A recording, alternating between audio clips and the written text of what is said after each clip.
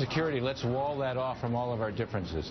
When it came to the peace issue, he saw Israel as being strong and the Palestinians as being weak, and he put the entire onus on the Israelis.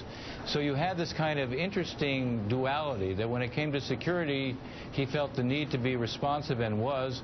When it came to the peace issues, he saw Prime Minister Netanyahu as not fulfilling his obligations in terms of what he should be doing.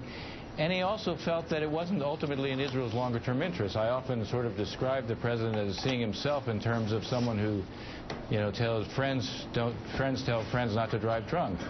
The problem is he never really connected with the Israeli public. They didn't feel that he understood their basic predicament. They didn't feel that he understood the region. And so when he would put this kind of pressure on, actually didn't produce the result he wanted, and it tended to build support for the Israeli government and Prime Minister Netanyahu.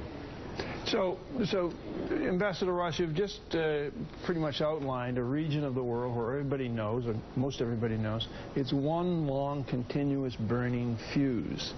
Is the President of the United States, as he looks at this region and specifically at Israel and our relationship with Israel, do you think he's naive? No, I don't think he's naive.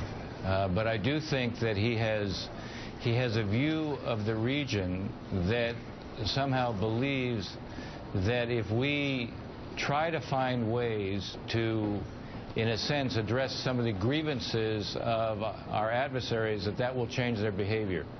And that it is a tendency, I think, particularly given the desire to minimize the scope of American military engagement in the region, it tends to unsettle our friends in the region because they look at their adversaries as threatening them and they don't focus on their adversaries' grievances. And I think that's a basic in perception.